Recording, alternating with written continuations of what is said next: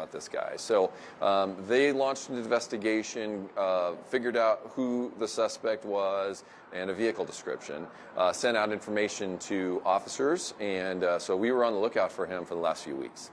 And what I thought was interesting was the kind of reckless driving he was doing. What stuck out to you as kind of the craziest? Yeah, I mean, some of the videos I've seen were unbelievably concerning. I mean, if he had been in a crash while he was doing what he was doing, is beyond a doubt that he would have been killed. Hanging out the side of a pickup truck, driving down the freeway, passing vehicles incredibly close. You know, it was a huge danger to the community and the broader public, but it was a real danger to him too. And I'm just amazed, frankly, that we didn't have somebody that was injured. I heard that he drove through parks. Well, can you explain, what does that even mean? How do you drive through a park?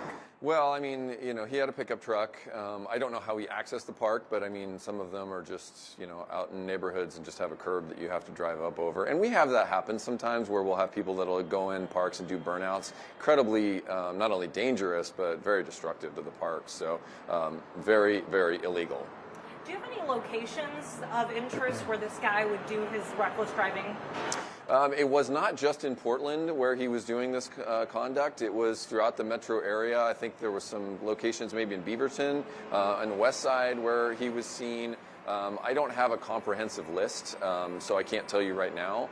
But I can tell you that you know, there were numerous posts, and it sure seemed like he was doing that in order to get attention on social media. Is this sort of thing new? I don't think I could say it's new. There are lots of people that are posting videos of themselves driving in illegal ways throughout the country. I mean, every once in a while, just when I'm scrolling, I'll come across one. I'm like, that's unbelievable. You know, we've seen people post videos of them trying to elude the police. We've seen people, you know, post videos of them, you know, in crashes or other people in crashes. So I wouldn't say it's necessarily new, but just the how egregious this was. I think it was just what was shocking to many of us and many of the members of the community who reached out to us. And if you guys want to ask any questions on this. Could you just talk a little bit more about the role that social media played in this case? Yeah, the role that social media played, you know, we're still kind of determining. I mean, certainly he seemed to be motivated by that, but I'm not sure why he felt like he wanted to post these videos. I'm not sure why he wanted to drive in this manner. You know, when we see people that are driving this outrageous manner, it's concerning to everybody using our roadways, whether they're driving or riding bicycles or walking or anything like that. So that is what was most unique about it, and the fact that he's willing to post videos of himself basically committing these crimes. You know, frankly, that's the evidence that we need to, you know, to make an arrest here. So it's not wise. And then, I mean, I probably have this in the release, but what kind of charges is he facing? I mean, for being so brazen. Yeah, I mean, right now we have preliminary charges. I mean, he's been charged, but there may be more charges coming. So let me restate that. Right now he has been charged with reckless driving. We have 3 counts of reckless driving, recklessly endangering another person, and criminal mischief in the first degree, which is a felony. So these charges are kind of the first set based on what we know right now and the evidence that we have right now. But we're still investigating this. There could be more charges coming. Other jurisdictions may find that he committed crimes in their area as well, so they may want to pursue charges against him. The ask I have of the community is that we believe that there's probably video evidence and other evidence and witnesses out there that saw him driving. People have dash cams, people have cell phones and things like that. So what we're asking now is if people have that evidence to send them to us so that we can get that on the record and as part of the case file. Is there anything else you want to ask about it? I'm just writing my script. Okay, But I'm cool. listening. Cool. So I think we can switch gears maybe to street racing stuff. You sent out a lot of stuff, so we're going to cover I sent out a lot of stuff, So yeah. Are you also talking about Yeah, stop shocking sounds good. So Yeah, sure seems to be. So yeah, so we've got a lot going on this weekend. Let's start with street racing. What can you tell us about what you guys are looking for? Yeah, in recent days, we have really been notified that. Do you want to step in real quick? Okay. Yeah, we'll just pause. Yeah. Yeah, well, Catherine, we can redo the reckless driving stuff with you after. Yeah. So if you want to Yeah, no, you're good. No worries. mic me up. Mic him up. Love it. Routine.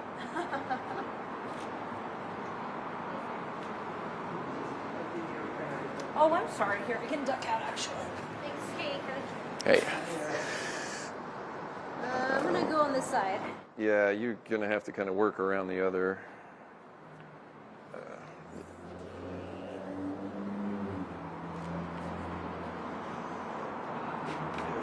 Hey. Hey. So which topic are we on now? Street racing. Oh, okay, great.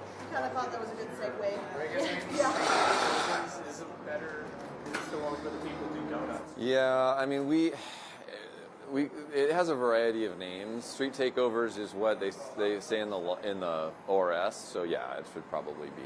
Well, it's like Street To takeovers. me, it's like somebody from like the Fast and Furious area. It implies that there's like a contest of speed going on.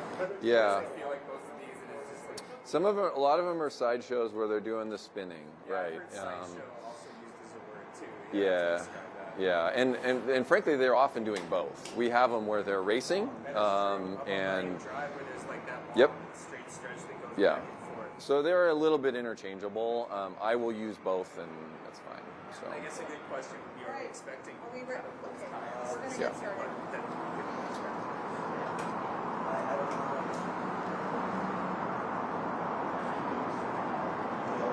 It's Good Friday. My tripod broke, so yeah, I got it. Go ahead. Can you do it one more after we're done? yeah. Are you having technical issues? Okay, all right. So everybody's good? Okay. So, in the past few days, we've been made aware that some members of the street racing, street takeover community are planning some kind of gathering this weekend, specifically on Saturday night, which is, they're calling it like racing into Easter or something like that. So, as these are not unusual, we do see these on a smaller scale, and we address them as best we can. This one we wanted to put a notice about because we are getting some information that people may be planning to come from out of town.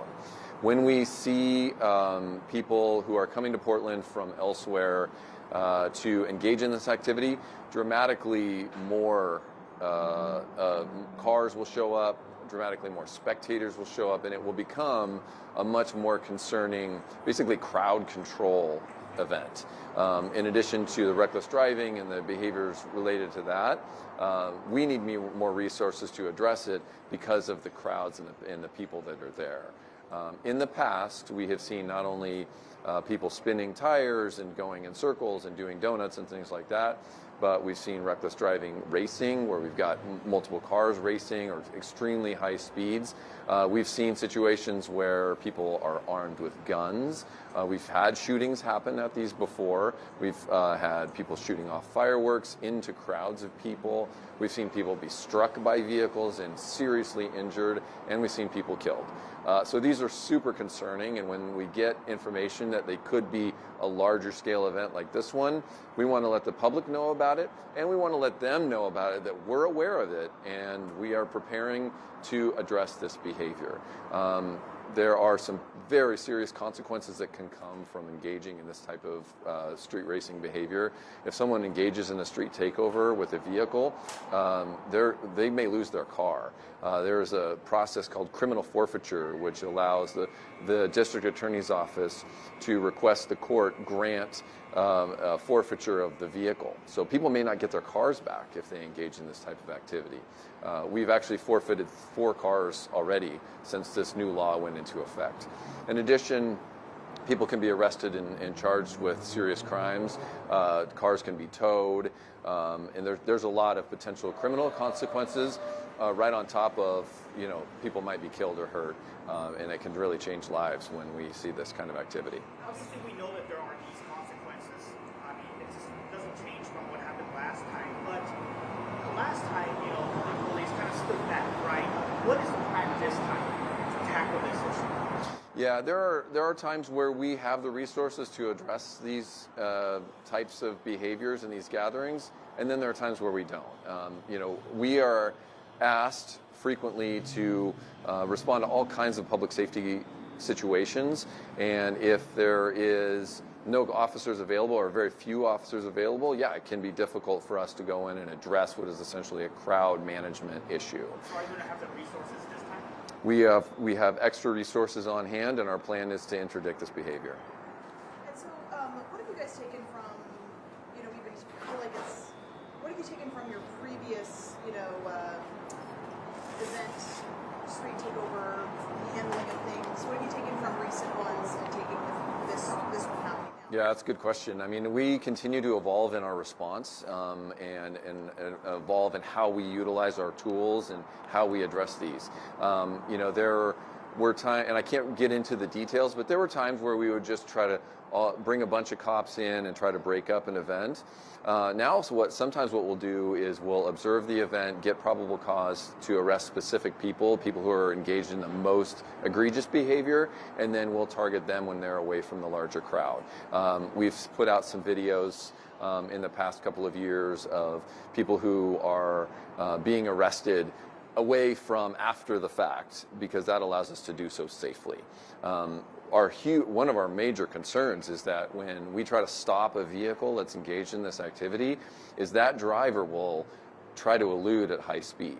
And we've seen these tragic situations where people elude the police, and in doing so cause a crash that can potentially affect another member of the public. So we have these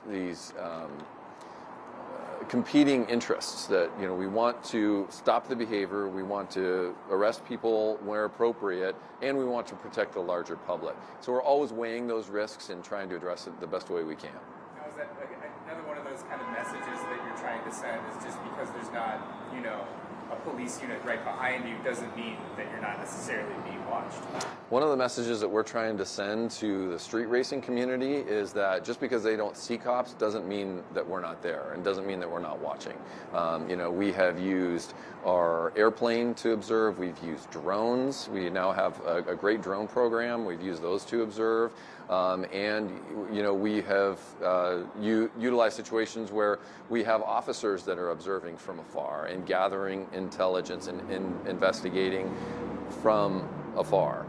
So people should not assume that just because they don't see the cops doesn't mean that they're not going to get in trouble. Do you have an idea where this could be happening? Because I think that the interesting thing is you have this thing that could be happening in the Central East Side or in another area where there could be other crowds of people who are not interested in that, but they come across this and they could be putting themselves in a dangerous situation. Right? Yeah, and another one of the big concerns is that when these happen, oftentimes we don't necessarily know where they're going to be, and it's very difficult for us to let the public know where they're going to be. We have seen them touch all three precincts, and they have happened outside of Portland as well. We've seen them go down into Clackamas County, into Clark County, on the west side, Washington County. So it's absolutely not, there's no real good way to predict where they're going to be. And even if we did predict or knew where they were going to start, that doesn't mean they're going to end up there. If they get broken up one place, we see it all the time where they will rally around and then they'll find some other location to meet. So they may be on Marine Drive for a while, and then they might decide to come downtown. Or they may come to the inner east side. Our message to the public is, if they see what looks like to be a street takeover type event starting, do your best to avoid it. I know sometimes you can't help it, if it's just happening right in front of you. But we know that when these things develop, it can be a while before we can clear them out. And so we don't want people to get stuck. One more, and then we'll switch. Yes. Last question. You've got an incredible team with this kind of intelligence to be able to find out about this kind of event. Why is it difficult to try to stop it? Try to stop maybe even the leaders of this before it starts? I think the best way to answer that is that there aren't necessarily leaders. I mean, there are people that are more involved than others, but this is a community that gets involved in this type of activity and this type of group setting, and it may not necessarily be the same few people who are organizing this. Again, we see these pop up occasionally, and occasionally we'll see these larger scale events pop up. We don't necessarily know who's responsible for it. A lot of times what we're looking at are these open source posts on social media where people say, hey, we're gathering together for this car show, and they'll use some language that we recognize as, if they have the intent to engage in street racing activity. There are certain clubs that do this type of activity, and so that's how we know. But yeah, I mean, we don't have all the knowledge about what's going to take place. But it would be irresponsible of us not to let the public know when we have this kind of assuredness that something is being planned. What I hope is nothing happens. What we hope is that that this community hears that we're going to be ready. We've got assets in place, and if people engage in this activity, there's a chance that they could lose their car, they could get arrested, and they could get tickets. So all of those things are on the table this time. And so, busy weekend for you guys, right? You got a protest that taking place. So maybe tell us the basics about that and what you guys are doing to prepare.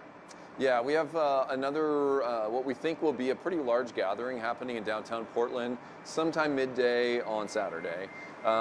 This again, we've gotten some of this information from people who are sharing information with us, and then open source posts that there's some groups that are involved in trying to put together a protest and a march.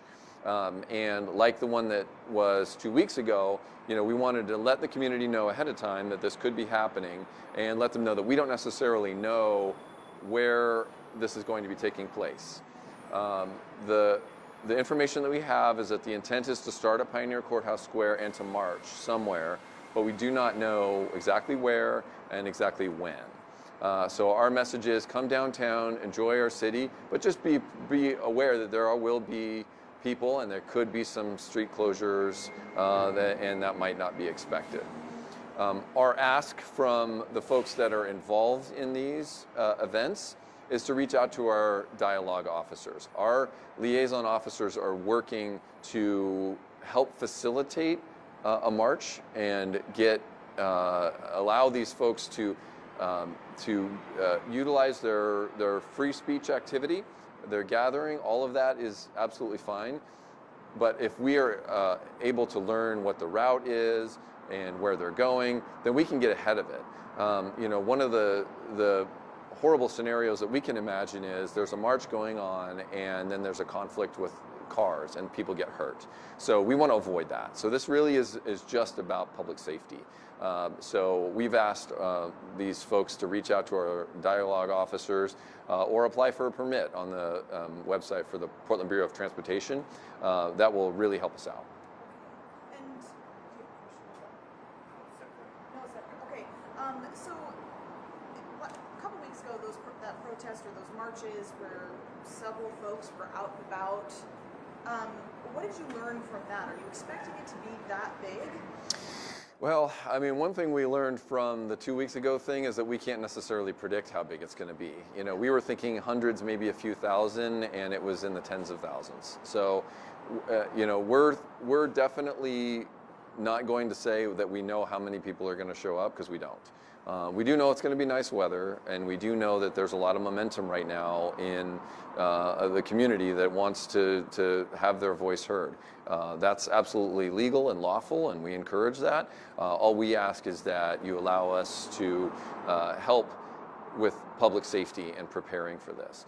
We do have resources available. I mean, we know what's happening, and so we're going to have officers down there. What people should expect to see are police officers in and around this. Our role there is strictly to keep things safe for everyone. We encourage people to gather. We encourage people to have their say and utilize their First Amendment rights. But you're going to see cops around. There's going to be cops on foot. We'll have dialogue officers in the white uniform shirts. We'll have officers on bicycle, motorcycle, in vehicles. We'll have a vehicle, a marked patrol vehicle that actually has a loudspeaker on it so we can make public announcements if need be. We'll be posting on our social media page. So there's a variety of activity that people are going to see related to the police and this event. But ultimately our goal is to facilitate and increase public safety. If there should be some kind of criminal activity, that is also something that we're prepared to address. And then really quick, sorry, so many questions for you today. If you could maybe speak to the success of those dialogue officers, right? I mean, I think I've seen them at a couple of protests. Just speak to that, right? That's a really neat resource that you guys have to help kind of de-escalate things and talk to folks. Yeah, our dialogue program has really evolved, especially over the last few years. We have tried this in various ways over the course of probably the last 8 or so years. But really in the past year or so, we have dramatically increased the number of officers that are assigned to our dialogue officer program. These are officers that are handpicked, that are very good communicators, and are very good at working with folks that may not necessarily want to communicate with us. And we've seen great success. We've received messages from people who said, I don't really like the police, but you guys are doing a great job. Thank you for being there. And that's the kind of thing that we want to see. A lot of this is coming from the lessons that we've learned from Professor Clifford Stott, who has been working with us for the past several months on advancing our public order response. And Professor Stott is a world-renowned expert in public order policing and the role of dialogue officers. Some other agencies around the country and really around the world have had great success with this type of thing. That's the kind of thing that we want to do and we want to continue doing, and so that really is where we're going with this. Totally separate. Have you been able to identify the body found in Saudi Island? Particulars on that? I don't know. I mean, the body that was found in Savi Island? If there was a recovery in the river, that would be the Multnomah County Sheriff's Office River Patrol that would be in charge of that. And Savi Island is actually MCSO jurisdiction anyway. If it's related to some Portland case, I am not aware of it, so I don't know. Is there anything else you'd like to add? Are you getting any outside help from other agencies this weekend? That's a good question. I know that we have coordinated with other agencies, but I don't know if any of them are going to be actually physically there. So we'll update you if we confirm that they're going to be there. A lot of this stuff is really formed and been put together in the past couple of days. Okay. So yeah, we're really working to coordinate this. So yeah. Thank you. Yeah, you're welcome. For this weekend, we'll probably want a reporter as a follow-up on Sunday. So do you think anyone would be available on Sunday? Victor, they have all of that everything, so they got everything. So we need to have someone for you. They have it. Yeah. So my mic has the B on it.